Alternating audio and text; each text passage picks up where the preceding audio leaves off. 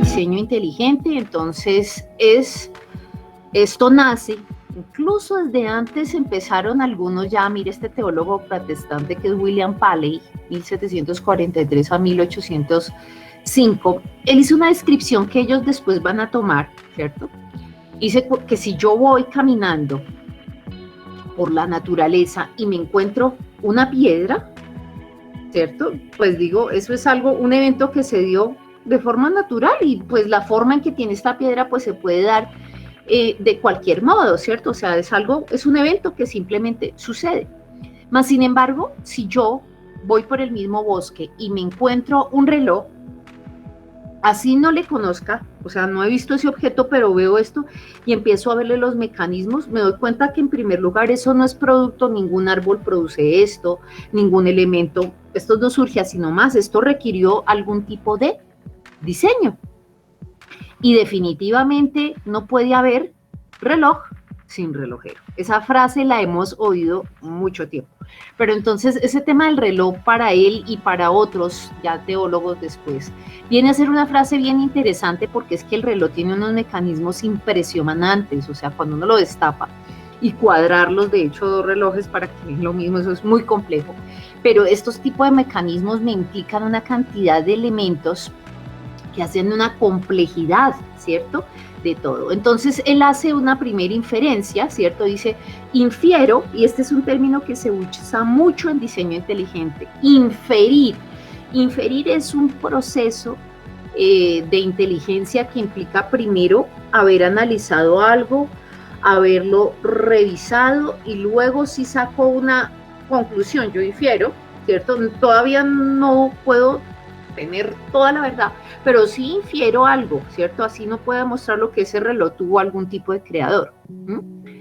Y de esa misma forma, si yo le paso algún tipo de filtro, dice que los seres vivos somos altamente complejos y por lo tanto debe haber algún creador que los haya planificado. O sea, esto es que es tan complejo que no suele, ¿cierto? No sería lógico pensar que está por azar.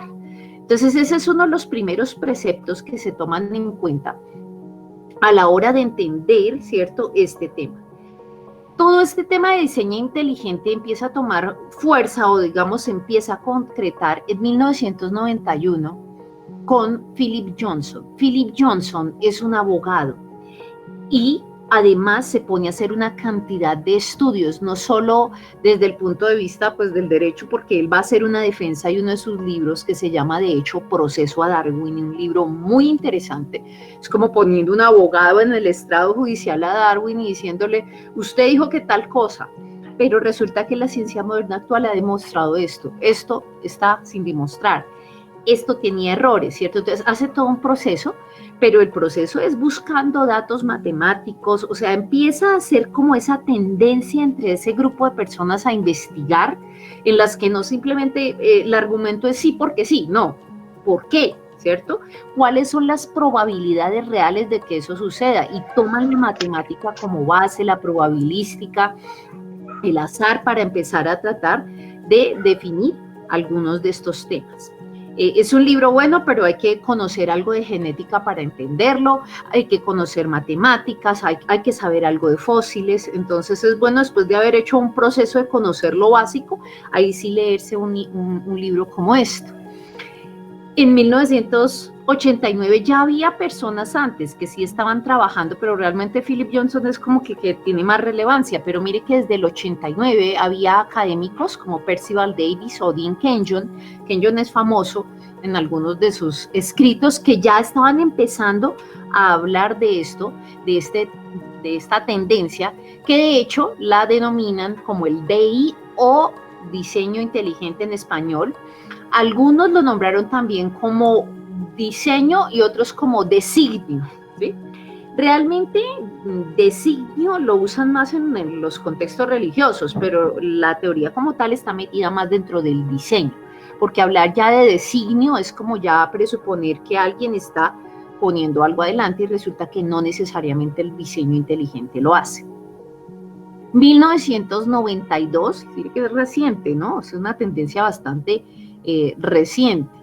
En la Universidad Metodista en Dallas, Texas, existen o surgen los primeros 4 personajes y que de hecho van a convertirse en los representantes que más han producido material de este tema de diseño inteligente, entre ellos Michael Behe, William Dembski, Stephen Meyer, Paul Nelson. Muchos de estos empiezan a tener, incluso hay una convención que hacen, porque como científicos muy honestos empiezan a decir, yo tengo inquietudes con respecto a esto, porque con lo que ha avanzado la bioquímica, es que esto no puede ser posible, esto no es factible, esto no sé qué. Empiezan con inquietudes extremadamente científicas y muy honestas, que también se puede hacer ciencia muy honestamente. Y empiezan a escribir, no, esto no es casual. O sea, y este nace, imagínense, oponérsele a la teoría reinante, ¿cierto? De que Darwin dijo que esto era así y las personas posteriores que hablaron de la teoría, y empezar a decir, no, pero es que este postulado no es correcto, no es correcto. O sea, aquí nada tiene que ver el contexto religioso, estamos hablando de personas que están simplemente revisando. Y en 1996 Michael Behe saca su libro que se llama La caja negra de Darwin. Entonces, ¿recuerdan el concepto cuando un avión se estrella? Uno dice, ¡ay! Tienen que ir a mirar la caja negra a ver qué fue lo que pasó, qué había sucedido, porque no nos habíamos dado cuenta. Entonces él, como un bioquímico de alto nivel, con doctorados, con todos los estudios, investigador, empieza a decir desde el punto de vista de la bioquímica, que pues es que obviamente en la época de Darwin se le perdonan muchas cosas porque pues no había el desarrollo de microscopios, la bioquímica no se había desarrollado, pero con lo que conocemos hoy, destapando solo la cajita negra de una célula, nos damos cuenta que esto es un diseño bárbaro. Bárbaro es bárbaro, la sola membrana celular es de una complejidad brutal. O sea, esto no era simplemente unas bolsitas que tenían información, que eso era lo que pensaban en su momento algunos, pero como ya este tema va evolucionando porque el conocimiento evoluciona, dicen, no, esto ya no se puede sostener. Entonces, ¿qué es importante así de manera básica tener en cuenta en diseño inteligente? En primer lugar, que no es una concepción religiosa. No lo es, ¿sí? Y de hecho ningún libro, si usted espera leerse un libro de diseño inteligente e incluir conclusiones acerca de Dios, acerca de la teología, no las va a encontrar, ¿sí? Quiero ser muy clara con eso, no las va a encontrar. ¿Qué sí van a hablar? Bueno, y tampoco van a hablar del diseñador, porque es que no le corresponde, ya les explico por qué, no va a hablar del carácter del diseñador. A ver, cuando yo tengo una mesa, ¿cierto? Veo, y entonces yo puedo observar el objeto y digo, este objeto es así, esto es así, no hay matas ni nada que se dé de forma, cayó un rayo y esto queda así, no, hay alguien que lo tuvo que diseñar, ¿cierto? Entonces puedo hacerle una observación directa de lo que tengo, pero ya decir que si lo hizo un hombre o una mujer, pues si no tengo el autor enfrente no puedo decir. Que si estaba de buen genio o no estaba de buen genio. Yo no lo puedo decir a través de una experiencia, o sea, no le corresponde a la ciencia decir nada del carácter del diseñador, simplemente dice cómo es el diseño. ¿Qué sí es diseño? Puede reconocer efectos de diseño en la naturaleza, lo hace a través de unos filtros que ellos colocan con método científico para decir, infiero que después de todo esto sí es diseño. Las marcas de diseño son evidentes en la biología. Ellos dicen, no, la biología es de un diseño impresionante. Vemos un insecto, vemos un escarabajo, vemos cualquier planta, la clorofila, todos esos procesos, evidentemente eso tienen un diseño. Ahora, mire este detallito, donde todo es diseñado o aparentemente diseñado. Y me gusta detenerme en ese pedazo del aparentemente diseñado, porque si uno, pero ¿cómo puede ser diseñado o aparentemente diseñado? Sí, hay cosas que ellos dicen, por ejemplo, mire el ejemplo, un copo de nieve, no sé si han visto al microscopio, eso tiene unas formas impresionantes, ¿cierto? Que son una cosa que dice uno, uy, qué diseño, pero en realidad puede ser algo casual, según ellos, y quedó así. Y entonces quedó todo bonito y todo sin un diseñador, sino que quedó aparentemente diseñado. Aparentemente diseñado, se queda uno, bueno, de verdad será así. Yo me acordaba que cuando era niña, de las cosas más complejas para mí era el tema de dibujar. ay, yo no sé, a mí me gusta todo lo de la biología, la matemática me gusta, ay, no, pero para mí dibujar, el tema de las artes, pues no es lo mío. Cada quien tiene sus habilidades, entonces eso para mí era una catástrofe y le tocaba a uno en el bachillerato hacer esas planchas de dibujo, que hay gente que eso le parece espectacular, ¿cierto? Le encanta, dicen, no, es que el dibujo relaja. Bueno, eso es la experiencia personal. A mí no, para mí eso era una tragedia. Yo decía, ay no, yo me hago los trabajos de lo que usted quiera, pero dibujar no. Pero me tocaba entregar una plancha de dibujo y tenía que ser algo con témperas y no sé qué. Ay, bueno, por fin medio saqué algo, la verdad, bien feo, ¿sí?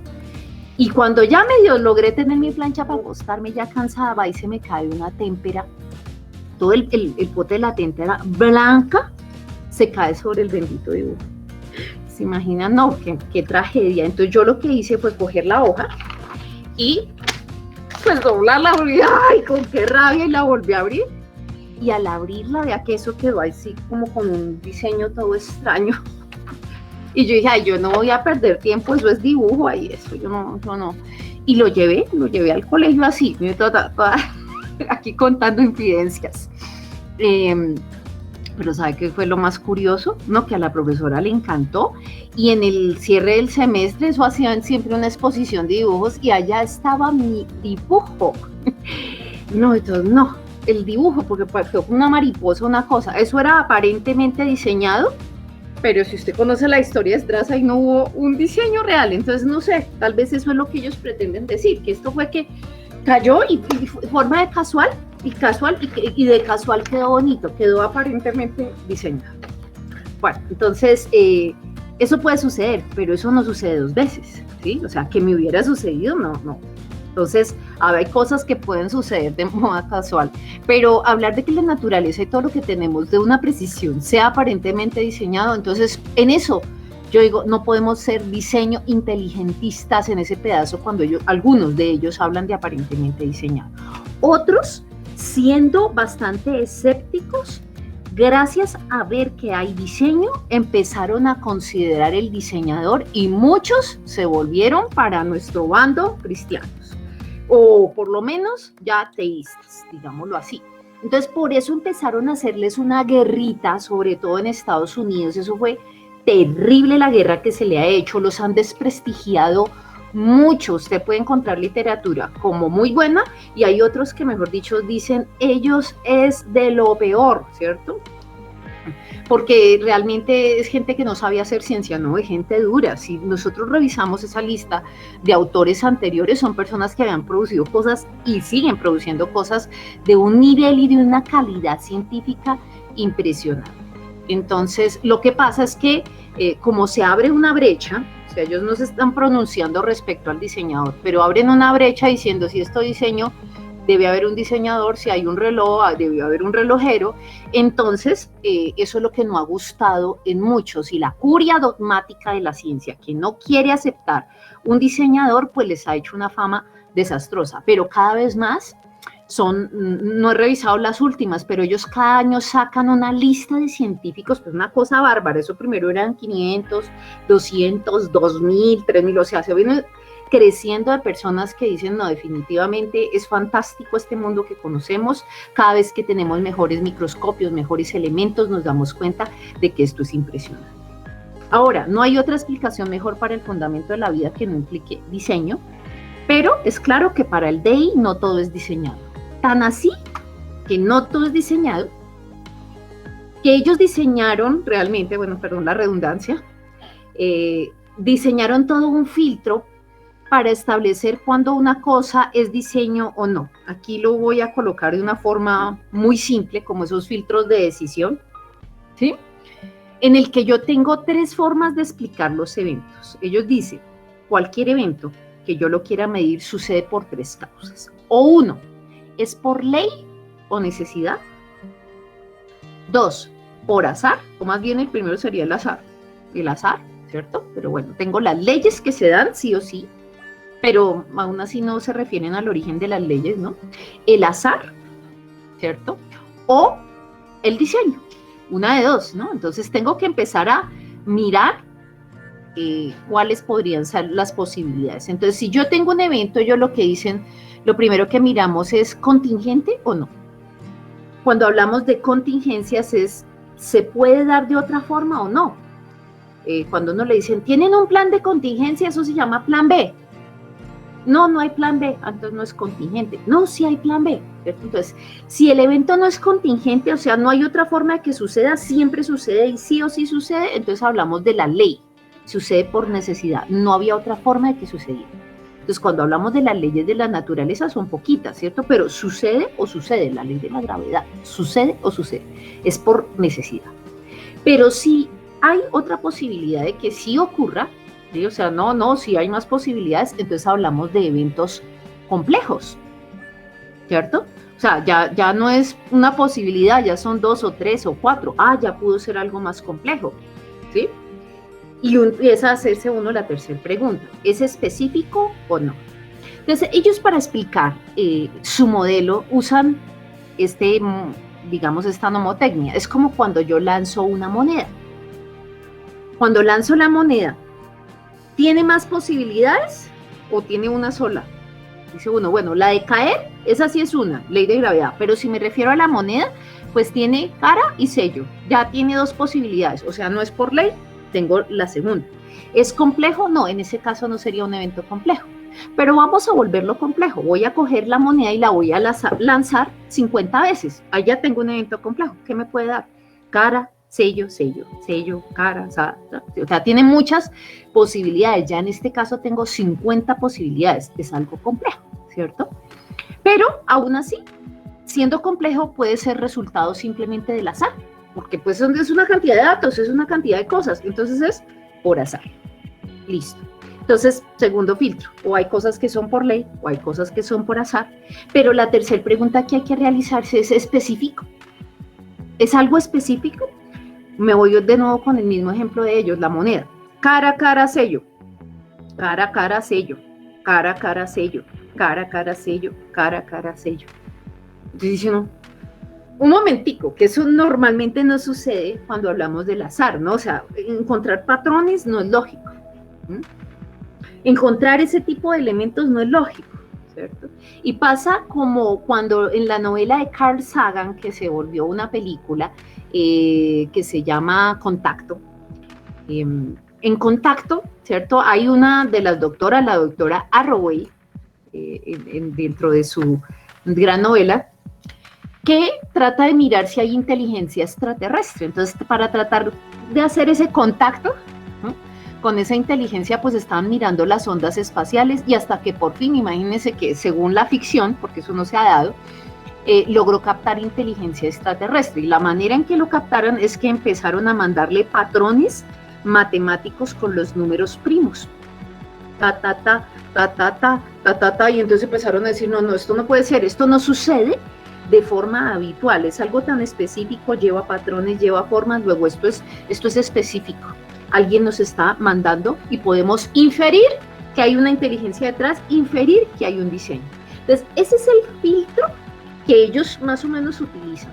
Ahora, esto es dicho de una forma simple porque para cada una de estas cosas hay que medir probabilidad, especificidad, complejidad, y entonces si la probabilidad es inversa o no a la especificidad, eso se le vuelve una tremenda forma de hacerlo, y hacen los cálculos mirando la cota de probabilidad universal, es decir, ellos toman los cálculos de aceleración, de expansión del universo, de lo que conocen de la física, bueno, hacen una cantidad de fórmulas matemáticas que no las vamos a tratar aquí, pero ellos dicen que hay una cuota de probabilidad en la que si un evento sucede X número de veces, pues realmente ya podemos hablar de que ese evento no se puede dar por forma casual o sí se puede dar. O sea, dependiendo de esos cálculos matemáticos. Por eso les decía, es un tema pesado de leer para cualquiera, hasta sus ejemplos son algo complejos, pero lo interesante es que nos están hablando de que yo tengo este tema. Ahora, hablando un poquito del tema humano, ¿cierto? Y del tema de la vida en el planeta. Entonces uno dice, ¿es contingente, es por ley o azar? No, pues no es solo por leyes, no te da. Si le paso el filtro, ¿es complejo? Complejísimo, o sea, por azar no fue, esto tiene una complejidad brutal y sobre todo específica. Si miramos el ADN, la especificidad que tiene es de unos niveles impresionantes. Entonces, cuando yo digo que algo cumple estos 3 requisitos, contingente, complejo y específico, infiero que hay diseño. Eso hablando en filtros matemáticos. Ahora, como les dije, no faltan los opositores. Entonces, algunos decían que no se puede comparar una máquina con un organismo biológico. Pero es que hoy en día sabemos que las mismas células, los latidos cardíacos, todo lo que somos, eso tiene unas formas de funcionar tan específicas, que son más específicos incluso que un reloj. Las células tienen una programación impresionante, cada uno tiene sus días para vivir y para morir, o sea, esto sí tiene un funcionamiento, que en unas épocas no se conociera, eso es otro tema. Muchos alegan el tema de las imperfecciones, entonces nos sacan ejemplos sacados de contexto, y no olviden que en un mundo caído también sí hay, y ese tema tiene que ver mucho, ¿no? En un mundo caído pues también hay un deterioro, pero aún así que nos coloquen imperfecciones como que el ojo humano tiene un punto ciego, ¿sí? O que hay muchos genes del ADN que no tienen función, o que hay órganos rudimentarios. Ve, eso es una prueba de que aquí hay errores, luego esto no fue perfecto, esto fue por azar, ¿cierto? Entonces, algunos decían, desconocemos la mente del creador y sus razones, pero la verdad es que el ojo humano, si uno estudia algo de oftalmología y las bases de este tema, dicen, no, es que tiene que tener el punto ciego, si no, no funciona el ojo. O sea, el equilibrio es tan perfecto que no funcionaría si no hay el punto ciego. Las últimas cámaras que habían hecho algunos japoneses estaban mirando el diseño natural para generar más sensación de tridimensional, para que sean de lo mejor, y tienen punto ciego, ¿cierto? Este tema que decían que es que hay muchos genes del ADN que no tienen función, como las histonas y todo, eso es mentira. Y la genética actual ha demostrado la importancia que tienen algunos elementos y hablaremos más adelante de ellos. Lo mismo los órganos famosos rudimentarios que no servían para nada, hoy en día se sabe que todos servían para algo. Entonces, eso eran, digamos, presupuestos ya un poquito viejitos, pero que todavía muchos se resisten a aceptar, ¿cierto? Entonces, como para cerrar algo así de lo más general de este tema, hay cosas que son básicas, no tenemos que ser matemáticas para conocerlas. Por ejemplo, azar por azar es igual a más azar. O sea, azar por azar no es igual a complejidad de la vida. Pues para eso sí se necesita mucha fe, ¿sí? Porque pues es por azar y me quede toda la complejidad, no solo de un organismo, de dos, sino de todo un ecosistema interrelacionado. No, hágame el favor, esto tiene que tener de ser. 2, Dios dejó la patente en cada ser vivo, de ahí que el diseño sea universal. O sea, yo no entiendo por qué tanta terquedad a veces. Ay, pero es que tiene el carbono y el hidrógeno, ¿el qué? ¿Y luego no es el mismo creador? ADN, a Dios nadie le gana. ¿Cierto? Es mi nomotecnia. O sea, si tengo el mismo creador, el mismo diseñador, él dejó su patente en todos los cuadros, ¿cierto? Entonces, ¿por qué pensamos, cierto, de que si tiene algún tipo de parecido, entonces no, ya es que va en contra de Dios? No, al contrario. Si no tuviéramos cierta interrelación, no hablaría que es un mismo creador, solo que crea de una forma que los resultados son tan diferentes, en que se parece una orquídea a una rosa, o una rosa a un sapito, o un sapito a nosotros. Bueno, hay alguno que otro sapito, pero bueno, ¿cierto? Pero no todo en su biología. El DI, o diseño inteligente, habla de un agente inteligente que diseñó todo, pero no dice nada acerca del carácter del diseñador. Entonces es importante tenerlo en cuenta como creyentes. No podemos decir, es que el diseño inteligente lo sacamos nosotros. No, no lo sacamos nosotros. Somos diseño inteligentistas. No, ellos no hablan nada del creador ni del diseñador, pero sus aportes sí nos sirven, ¿sí? La casualidad no incluye finalidad, ¿sí? O sea, si es algo casual, no es porque se hizo con un propósito. Si el universo quedó creado bien, bonito, estable, pues es porque no es casual, ¿cierto? Lo que somos no es una casualidad. El diseño del universo es real y no aparente. O sea, es que es evidente, es matemático.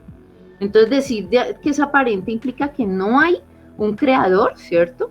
Sino que, pues no sé, eso sí, hay muchos que prefieren aceptar esto, la diosa naturaleza que se hizo a sí misma. Y otros, entonces, al no encontrar una mejor explicación, con tal de no darle la gloria a Dios, pues hablan de origen de vida a través de inteligencia extraterrestre. O sea, como Pues sí, ahí sí, son más inteligentes. Debe ser que de otros mundos no los sembraron, pero no quieren reconocer que sea Dios. Eso ya es sobrenaturalismo, pero pues lo saben. Y cositas bien interesantes para finalizar este pedazo. Los organismos exhiben una perfección original, por ejemplo, las bacterias. Desde un inicio, los helechos, todo lo que hemos encontrado antiguo, el ginkgo biloba, que es uno de los árboles más antiguos, desde la antigüedad era ya con una perfección, ya manejaban su clorofila, sus cloroplastos, todo lo que tenían, o sea, igual que millones de años y tenemos incluso fósiles de hace muchísimos años y con una perfección impresionante. O sea, no es que sí, es que eran incipientes. O sea, ellos mismos con los temas, estas personas trabajadoras de diseño inteligente nos han dicho, no, es que desde la antigüedad lo que vemos es que esto tiene perfección. O sea, no hay nada que se dé, hasta una bacteria que llamen simple, no es tan simple. Y todo apunta a una teleología. Teleos es finalidad, todo tiene una finalidad, esto tiene algún tipo de diseño. Y se quedan ahí, se quedan ahí. Esto en cuanto a diseño inteligente. ¿Que tienen que seguir avanzando? Sí. ¿Que tienen que seguir trabajando? Sí. Hay muy buen material que han producido y no se les olvide que siempre van a encontrar opositores, más desde el punto de vista que manejan su propia filosofía naturalista, pero no es porque tengan una base científica para sustentar.